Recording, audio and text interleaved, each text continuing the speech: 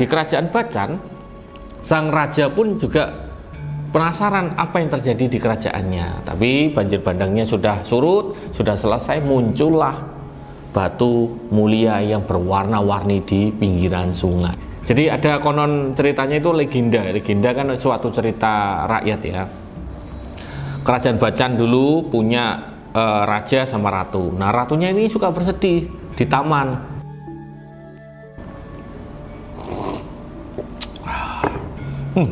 Ngopi pagi, enaknya kita bahas mengenai yang ringan-ringan aja deh ya. Ada pembahasan kemarin itu ingin dibahas mengenai seorang public figure yang menggunakan sarana spiritual. Apakah boleh? Ya, jawabannya boleh. Kemudian ada yang juga mengatakan, boleh nggak Ki semacam pejabat itu pakai sarana spiritual dan ditunjukkan di tempat yang umum? Kalau saya mengatakan ya boleh. Ya, karena gini, kalau ditunjukkan di umum kita mungkin akan mengatakan, oh, berarti dia pakai mustika, dipakai di tangan begitu kan. Semua orang pasti akan mengatakan, oh, ini ada bapak ini pakai batu akik. Tapi ada yang mengatakan, oh, itu dipakai mustika itu, pakai jimat. Ya, boleh. Mereka punya pendapat masing-masing. Salah satu yang ingin saya bahas sama seperti ini temanya, yaitu mantan Bapak Presiden Pak Susilo Bambang Yudhoyono itu juga pernah atau bahkan sering menggunakan batu akik ketika beliau menjabat sebagai presiden. Salah satu yang sering tertangkap kamera yaitu batu bacan, sering menggunakan itu. Nah, saya akan bahas coba batu bacan itu apa sih? Kenapa kok konon katanya itu mahal? Konon katanya juga memiliki legenda yang luar biasa dan lain sebagainya. Oke. Yang ringan-ringan aja, Bacan ya, orang mengatakan batu Bacan. Sebenarnya Bacan itu nama pulau, teman-teman, nama pulau dan nama kerajaan di suatu tempat. Kemudian ada yang mengatakan Bacan Doko itu yang paling langka. Ya betul, Bacan itu di Pulau Bacan ya, di desa Doko. Kemudian lokasi pasnya ya memang di Halmahera, seingat saya seperti itu, di Maluku Utara seperti itu.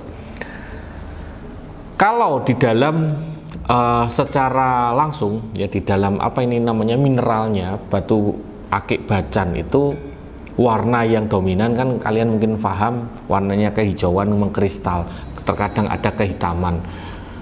Bukan warna itu aja, ada yang warna kuning, ada yang warna merah, dan ada yang warna hitam ya. Kemudian kandungan mineral di dalamnya juga bervariasi, tapi normalnya itu ada dua ya. Satu mineral kriskola sama kalsedoni yang bikin mengkilau ya. Dan kalau dari segi apa namanya nama, kalau di bahasa kerajaan Bacan kuno ya, itu sebutannya itu bisa sebut imbung-imbung. Imbung-imbung itu kalau artinya yaitu mengkilau, yang jernih, seperti mengkilap, berkilauan. Nah, ini memang betul. Berarti apa? Di kerajaan Bacan dulu itu sering menggunakan sarana-sarana seperti itu. Sebagai apa? Sebagai kalung, gelang ya, mahkota, cincin dan lain sebagainya. Seperti itu. Nah, kalau ngomong-ngomong masalah kalung, ngomong-ngomong masalah mahkota, ada legendanya.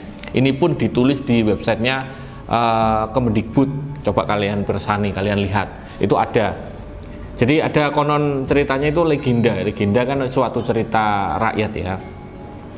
Kerajaan Bacan dulu punya raja sama ratu. Nah, ratunya ini suka bersedih di taman sambil melihat namanya taman bunga yang berkilauan. Ada bunga ini warna-warni.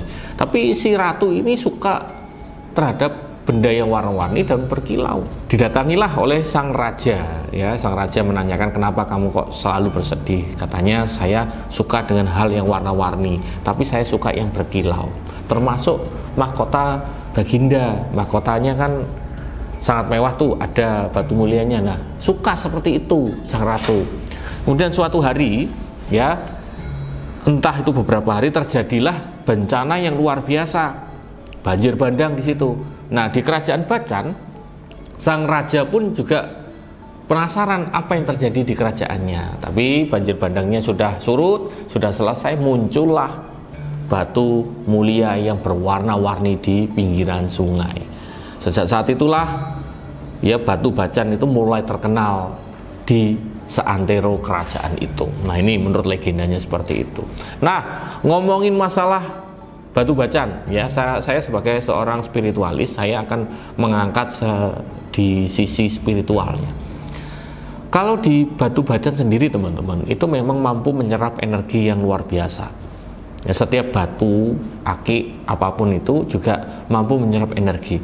Tapi untuk batu bacan sendiri mampu menyerap energi yang sedikit lebih banyak daripada batu-batu lainnya. Semacam kita sandingin sama yang kalsedon ya, kecubung misalnya. Itu lebih kuatan bacan untuk menyerap energi. Seperti itu. Jadi makanya banyak orang yang berlomba-lomba mencari batu bacan yang langka, dipakai sebagai aksesoris, diisi dan lain sebagainya. Bahkan pengetahuan saya baru-baru kali ini ada yang membeli batu bacan dengan harga miliaran begitu. Nih kalau kalian lihat beritanya, wah ini luar biasa. Coba tuliskan pendapat kalian di kolom komentar seperti itu ya. Oke, saya rasa cukup untuk teman-teman ya. Saya bahas batu akik bacan ya. Kalau kalian butuh sarana mustika, langsung aja telepon di nomor yang tertera saja. Sekian dari saya ya. Wassalamualaikum warahmatullahi wabarakatuh.